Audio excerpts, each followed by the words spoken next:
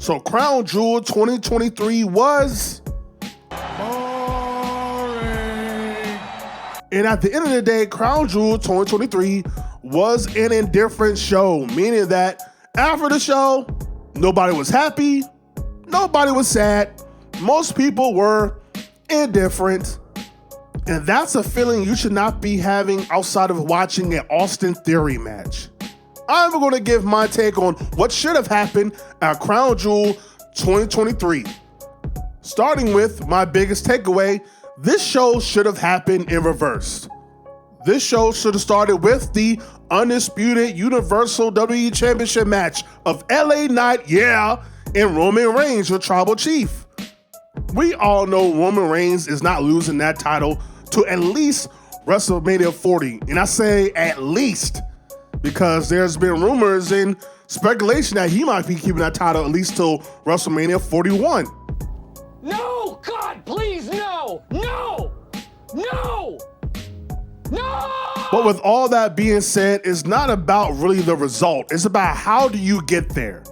How do you keep LA Knight strong as well as making Roman Reigns look strong as well? You do that by doing one simple thing. Roman Reigns and LA Knight are fighting. They have a big move to where both guys are down. And then what do we hear?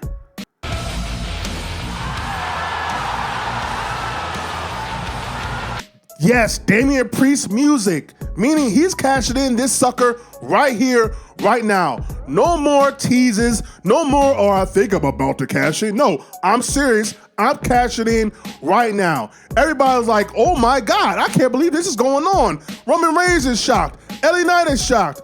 So Damian Priest goes after Roman Reigns, gets him out of the ring, then goes after LA Knight, but then LA Knight out of nowhere hits him with the BFT. He covers him, and oh my God, he's gonna win a title without even pinning Roman. 1, 2, but then Reigns pulls the referee out the ring. Reigns is now fuming and steaming, goes to do a Superman punch or LA Knight, but LA Knight ducks BFT to Roman Reigns. He covers Roman Reigns, oh my God. 1, 2, but Damian Priest breaks up the count. And now LA Knight is fuming and pissed off. He goes to take out Damian Priest, but Damian Priest gets LA Knight out the ring. And then out of nowhere, spear to Damian Priest. 1, 2, 3, and Roman Reigns retains his title. So guess what? You have now accomplished 3 things. You let your undisputed, longest reigning champion in the past 40 years able to get a win without having to use interference. You have Damian Priest go against Judgment Day and cash in on Roman. So now you set up that storyline and you keep LA Knight looking strong without having to get pinned. So now he has a legitimate reason to take on Roman sometime in the future. What a thought. With one slight change, the match between Roman Reigns and LA Knight is completely different by just simply adding someone to the match. So now you did not need interference. And now you set up storylines going into both Raw and SmackDown. And do not give me the whole, aren't you just wasting the Money in the Bank briefcase? Stop the cap. This is the same company that had a Money in the Bank briefcase winner cash in on United States title. Stupid, stupid, stupid, stupid, stupid, stupid. But that's how you start off Crown Jewel 2023. And as Damian Priest is now laying in the ring, completely distraught, just defeated and deflated, who comes out but his opponent for tonight? And whoa, my father said when I was younger. Cody Rhodes makes his strut to the ring as he's ready for his match right now. And what does Damian Priest do? He beats the crap out of Cody. Beats the crap out of him, puts him through the announce table, puts him through the stairs, just trashes Cody Rhodes, give him the same beatdown that Brock Lesnar did the night after WrestleMania. Why? Because even though Damian Priest lost his briefcase, you still want Damian to look somewhat strong. So therefore, we have a legit reason for Cody to want to face Damian Priest in the future outside of just well, I'm here and, well, you're here, and we've been feuding with the Judgment Day for the past 6 months, so why not we just wrestle, even though we wrestle all the time? And let's be honest, nobody truly cared about this match. This was what we call a card filler. This was a card filler match. So let it end in a no contest, so that way you can start up the War Games match that will be happening at Survivor Series in Chicago. Next, we have Io Sky versus Bianca Belair. I changed nothing about this match. Next, we have Logan Paul versus Rey Mysterio for the United States title. I changed nothing about this match. Say what you want about Logan Paul. He might be what Chris Jericho used to call Christian, a creepy little bastard, but god dang it, he is very good in that ring. Even saving Rey Mysterio from completely doing a headstand while doing a springboard moonsault. So him winning the match is completely fine. Him winning the title will bring more eyes on that title, more eyes on the product. So I have no issue with this match at all. Next, we have Big Match John Cena versus Solo Sikoa. And here's where I'm going to do, in the honor of John Cena, a little bit of a pipe bomb, a little bit of a shoot on Mr. Hustle, Loyalty, Respect, Mr. You Can't See Me.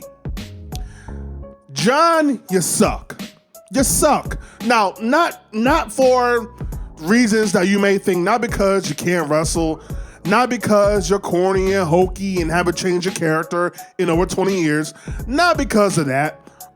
It's because you do not understand how wrestling works. You do not understand how promos work. You do not understand how elevating talent works. Leading up to John Cena versus Solo Sikoa's match at Crown Jewel on SmackDown, John cut a scathing pipe bomb on Solo Sikoa, calling Solo Sikoa a bargain basement Taz, which, by the way, is completely wrong. If Solo Sikoa was a bargain basement anything, it would be a bargain basement Umaga. Why? They have the same finishers and signature moves. It's copy and paste. So first of all, you got your shoot promo wrong. Secondly, why are you cutting this type of promo on Solo Sikoa? This is not MJF versus CM Punk, to where both guys are great on the mic and can tear down each other but still make you want to see them fight. This is not that. What is it with John Cena doing these shoot promos on his opponents? He did the same thing with Austin Theory at WrestleMania, saying that nobody cares about you. Even if you beat me, nobody cares. So then why should I watch the match? He did the same thing with Roman Reigns 6 years ago at No Mercy, to where he's like, well, you're just someone that's trying to replace me, but you can't even do that. And he was right again. Do you not understand the purpose of making people want to watch your match? Yes, you could do a little bit of comedy. Yes, you could do a little bit of maybe a scathing promo. But at the end of the day, you are not The Rock. You are not somebody that is mostly just doing comedy, just doing bits. But at the end of the day, you still want to see the match. You are not CM Punk, to where you can cut a scathing promo where you still want to see the match. You are not none of them. Why? Because you do not understand psychology. You do not understand what gets people to want to see a match. You elevate your guy, John. You are the vet. You should be going on. You should be going in there understanding that Solo Sikoa is not going to cut no promos. So you do what? You make Solo Sikoa look like the biggest monster you ever face. You say, I've been in the ring with the likes of your Umagas, your Mark Henrys, your Big Shows, and by God, you might be my toughest opponent to date. But if I beat you, that means that there is still hope for me. That means that I still have a prayer's chance of maybe just one more time being a world champion and breaking Ric Flair's record. It's that simple. So now you not only just elevated your opponent, but now you got people ready to see you maybe possibly beat this guy But you just don't get it. I don't understand, John. You've been doing this for over 20 years. How do you not get how to do a simple promo? Now, with all that being said, the match itself was okay. It was a prototypical John Cena match. It was fine. And John Cena put over Solo big time, to where he took 15 spikes and lost clean. Next, we have Mommy, who is always on top. Say that again. Who is defending her women's championship versus 4 other people in Raquel Rodriguez, Nia Jax, Zoe Starks, and Shayna Baszler. The big problem with this match is nobody in their right mind believed that anybody was coming out victorious outside of Mommy in this match. And the match itself was great. Probably the second best match of the night outside of a match we're going to get to later. So the only thing I can really change about this match is one particular spot. To me, it was the spot of the entire match, which Shayna Baszler had 3 different people in a submission at the same damn time. Looking like a boss, Ross. Looking like a baller, shot caller. 30-inch rims on an Impala. And the only thing I would change is have Shayna Baszler submit both Zoe Starks and Raquel Rodriguez. But it doesn't matter because Rhea has the referee distracted. But you get a visual of Shayna actually winning this match by submitting 2 people at once, while she also have 1 woman unconscious in Nia Jax. This way you build your next opponent for Rhea that looks just as strong, just as dominant, and you could tell the story of Shayna and Rhea in NXT. Because we need opponents that actually look like they have the ability to beat Rhea for that title. The reason why her title doesn't really mean much is because there's no credible opponents. But of course, in the end, Rhea wins to retain her women's championship.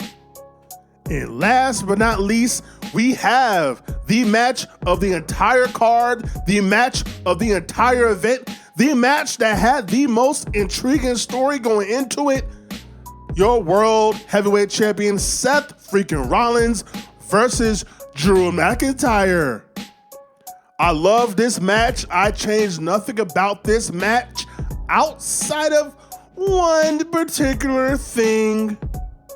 You have Seth and Drew on the outside, and you have Seth go for his, buckle bomb, but a barricade bomb like he did versus Finn Balor back in 2016.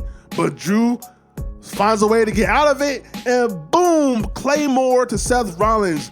He gets Seth Rollins in the ring, covers Seth 1-2, but of course, Super Seth kicks out. So now, Drew, in his infinite wisdom, says, I got all my finishers stored. I'm just gonna kill this sumbitch. So he goes for a future shock, doesn't cover him. Goes for another future shock, doesn't cover him. Goes for a 3rd future shock and still does not cover him. Because he knows Seth will not go down. And then when you think it's over, he starts doing a little bit of ground and pound, hitting Seth in the back of the head, multiple strikes to the back of the head, relentless stomps and strikes and punches to the back of the head, where everybody's like, you have done enough. The ref is like, stop it, just cover him, Drew. The announcer's like, cover him, Drew. Stop it, cover him. What are you doing? And Drew McIntyre falls back, gets up, waits for Seth to get up, but Seth is not getting up. So he pulls Seth up by himself, looks Seth in his eyes and says, no more broken dreams. And Claymore to Seth, covers Seth 1, 2, 3, in a brutal beatdown. to gain the World Heavyweight Championship. Now, Drew did nothing wrong. He did not cheat. He did not do no low blows. He simply just beat Seth half to death to win and regain a world title. While the announcers sell it as Drew was in a different mode, Drew was completely relentless and he was vicious and evil doing what he did versus Seth. Meanwhile, Drew was like, I simply did what I had to do to win. And I did it within the confines of the match. So what are you guys bitching about? Which it makes Drew more of a heel, but he is still in the right. Just like Bret Hart when he was going in on all those matches to where he lost them unfairly. And he then won the title match versus Undertaker at SummerSlam 97. It's the same thing. So this only increases Drew as a heel, but in his mind, he's a face.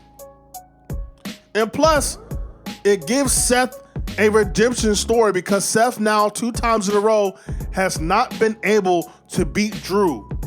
And that's how I would have booked Crown Jewel 2023 in Saudi Arabia. You have a cash-in, you have a new world champion, and now you have new stories to tell on Raw and SmackDown leading into Survivor Series. And that's the point of all this, right? Well, like, comment, subscribe, share all things are the things. Let me know your feelings of this event, of this show. Would you have changed anything? Do you agree with the results of these matches at Crown Jewel 2023? Let me know. This is Hayes Arcade, your hardcore casual fan. Welcome to the hot bitch. And if you're not down with that, I got 2 words for you. Suck it. I'm the best. I'm the best in the world.